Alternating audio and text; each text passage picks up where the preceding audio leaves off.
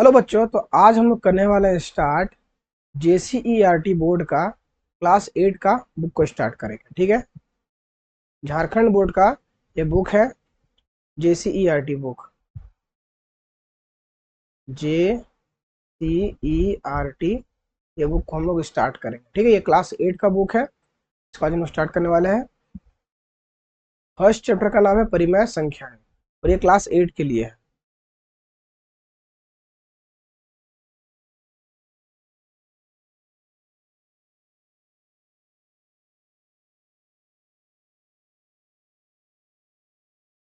परिमेय संख्याएं इसको बोलते हैं रैशनल नंबर्स।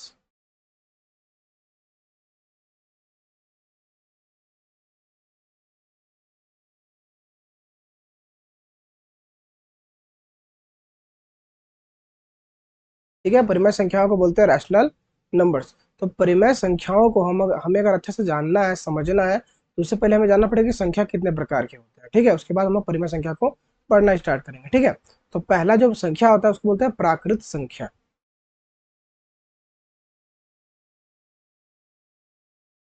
प्राकृत संख्या जिसको हम लोग बोलते हैं नेचुरल नंबर।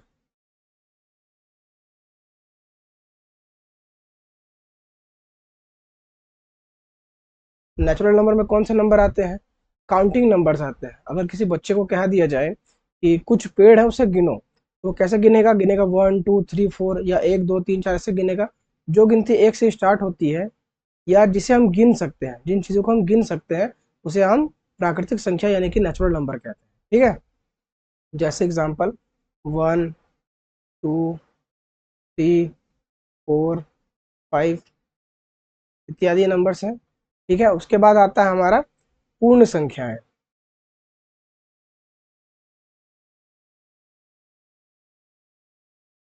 पूर्ण संख्या इसको हम लोग बोलते हैं इंग्लिश में होल नंबर्स।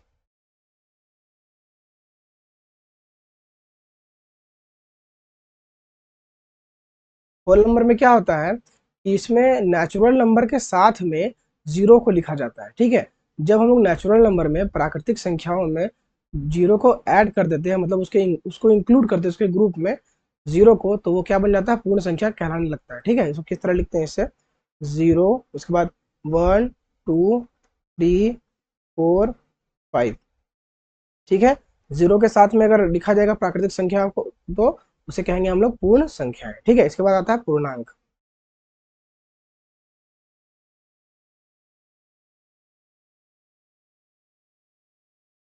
पूर्णांक को कहते हैं इंटीजर्स।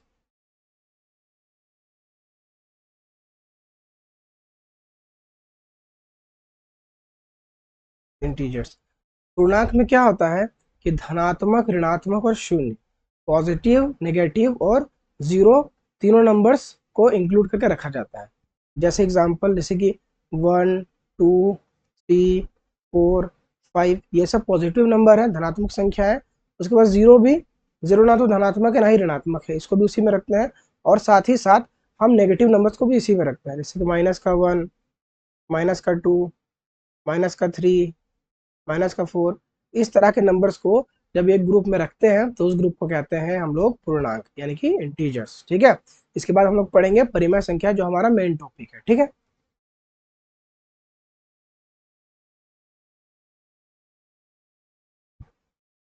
यहाँ पे लिखते हैं परिमेय संख्याएं।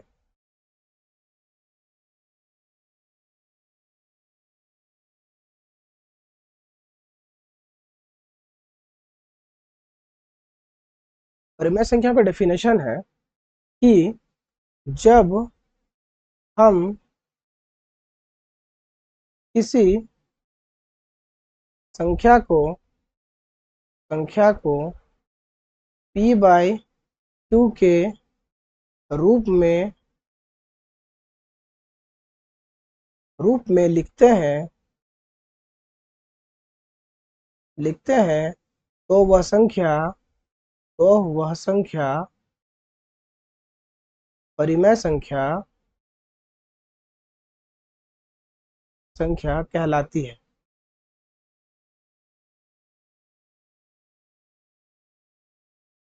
जहां q बराबर जीरो नहीं है।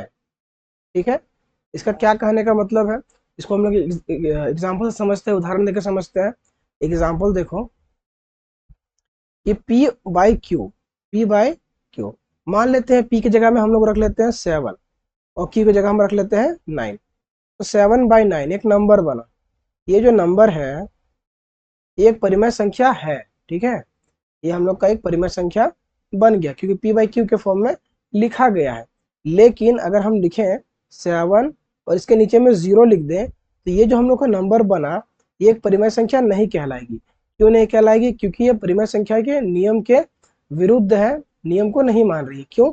क्योंकि यहाँ पे Q, जहाँ पे Q जो है ये हम लोग का Q है, Q को हमने क्या कर दिया, 0 कर दिया, यहाँ Q को हमने यहाँ पे 0 बना दिया, तो ये हम लोग का परिमेय संख्या नहीं होगा। क्यों नहीं होगा? क्योंकि लिखा हुआ है यहाँ पे Q बराबर 0 नहीं है, मतलब कि ये जो संख्या बनी, ये जो नंबर बना, ये परिमेय संख्या नहीं कहलाएगा, ये एक गलत नंबर है जो परिमेय संख्या नहीं है। ठीक है, तो ये तो समझ में हम लोग को आ गया कि परिमेय संख्या को लिखते कैसे हैं, और लिखते हैं तो नीचे में 0 नहीं कर सकते हैं, नीचे अगर 0 होगा तो परिमेय संख्या नहीं कहलाएगा। ठीक है, इसके बाद हम लोग पढ़ेंगे कि परिमेय संख्या है, धनात्मक परिमेय संख्या और ऋणात्मक परिमेय संख्याओं को पढ़ेंगे। ठीक है,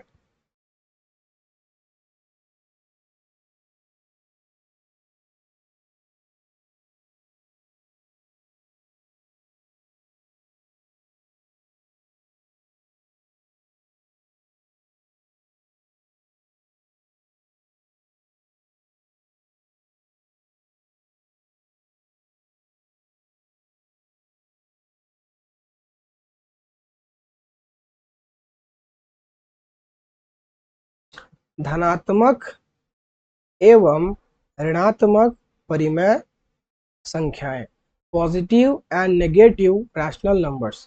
ठीक है, धनात्मक कौन सी संख्याएं होती हैं और ऋणात्मक कौन सी संख्याएं होती है वो हमें जानने वाले हैं। ठीक है ना, तो लिखते हैं यहाँ पे धनात्मक और यहाँ पे लिखते हैं ऋणात्मक। ठीक है, अब देखो क्या है, धनात्मक कौन से नंबर्स हो सकती हैं, जैसे कि 2/4 या तो -2 -4, ये भी परिमेय संख्या होगी धनात्मक।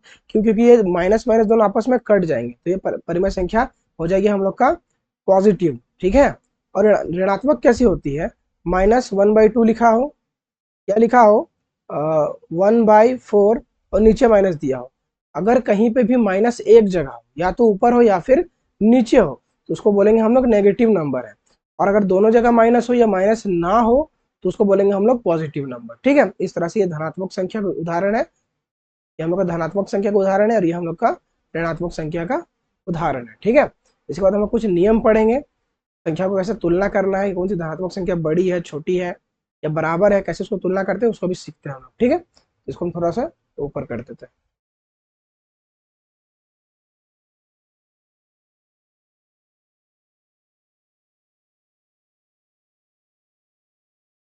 परिमेय संख्याओं की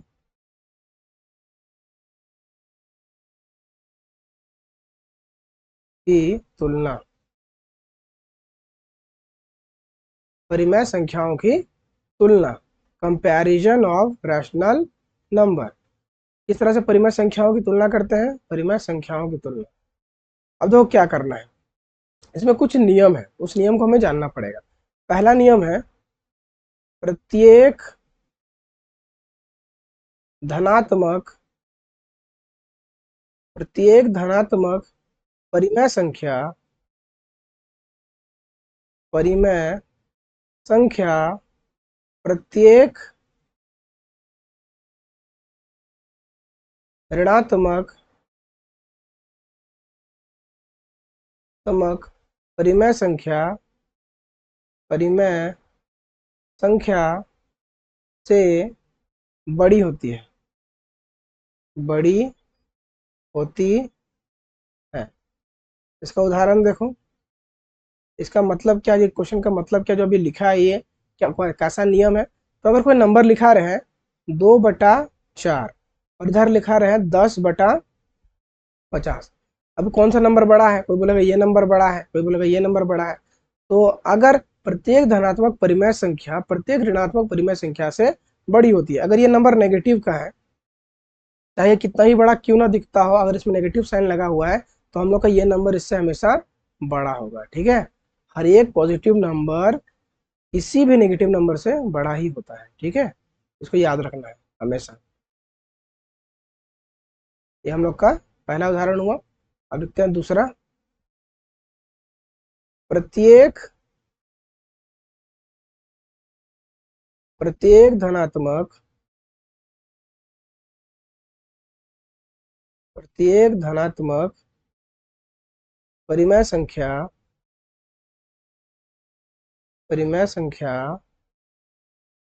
शून्य से शून्य से बड़ी होती है, बड़ी होती है। जैसे क्या है, एग्जाम्पल देखते हैं। लिखा है प्रत्येक धनात्मक परिमेय संख्या, मतलब कि कोई भी एक नंबर ले लेते हैं जो कि धनात्मक है। ये एक धनात्मक परिमेय संख्या है, शून्य से बड़ी होती है। अगर कोई शून्य कभी लिखा रहा है, कभी तुलना करने बोले, तो मतलब क्या है कि ये हम लोग का जो नंबर है ये हमेशा इससे बड़ा होगा। ठीक है, ये हम लोग का बड़ा होगा, क्योंकि हर एक पॉजिटिव नंबर जो कि रैशनल नंबर है वो हमेशा जीरो से बड़ा होगा। ठीक है, ये एक उदाहरण हो गया। अब थर्ड वाला देख लेते हैं। प्रत्येक ऋणात्मक परिमेय संख्या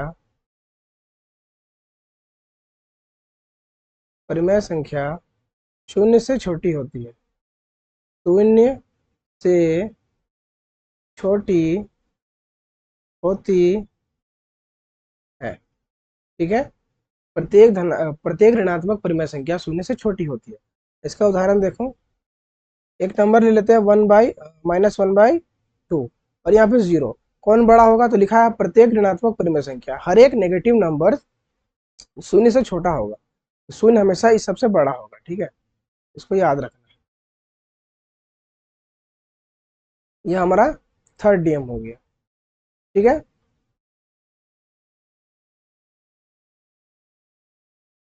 तो इतना ही हम लोग को अभी जानना था। इसके बाद हम लोग प्रश्नावली स्टार्ट करेंगे, और हम लोग क्वेश्चन को जब बनाएंगे तो उसके क्वेश्चन के दौरान ही बहुत कुछ नए नए चीज़ों को सीखेंगे, बहुत नए नए हमको जानेंगे। ठीक है, तो आज वीडियो यहीं तक रखते हैं।